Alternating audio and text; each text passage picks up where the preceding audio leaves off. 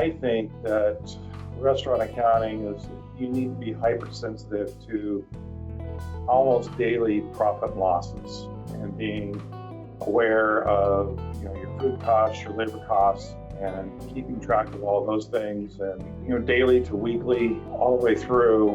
And if you are off a little bit, believe it or not, restaurant profit margins are not real big, and they can be lost really quickly.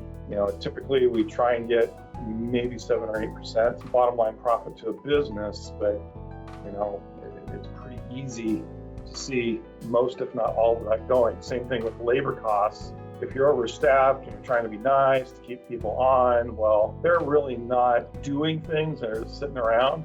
That can eat into your profit real quickly too. And then of course you've got spoilage and several other issues that are there. It's definitely an important part of the business, and kind of tracking where everybody is.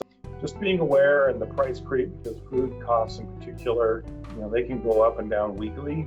And if you're not aware of those things and making adjustments, then you can go from a profitable to an unprofitable position very, very quickly.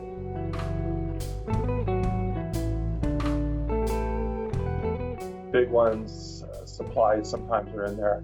Are we accounting for those things and making the price adjustments necessary to keep up with inflation? With inflation in the last year and a half, it's really, really important to try and do that. So, and keep on it all the time. So when I get a new client in that's a restaurant, it's one of the first things we look at is what is their gross profitability.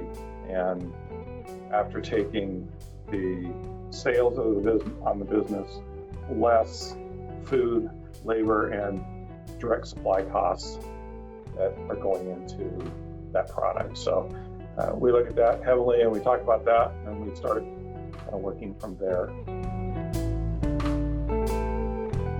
So that's where a lot of the discussions are, and most of the time, unless they're highly motivated, they don't like taking inventory and doing the plate costing and things like that, and measuring all the stuff. Because they think that, it's a scoop of this. Well, is it a heaping scoop or a level scoop? Is it a whatever? It's only vegetables.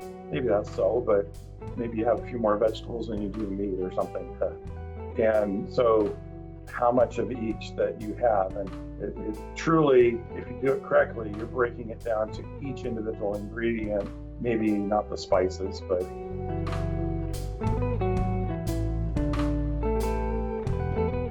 I've had several restaurants. I can just tell you, each one of them have had issues with food costs, payroll costs, things going out of line, and not getting the gross profit that they need. And this is kind of beyond the break-even analysis discussion, but if you just think, okay, I need, for example, a 40% gross profit, which probably should be 43% gross profit, and it's coming in at like 25% gross profit, well, they're losing money at that point. And why is that?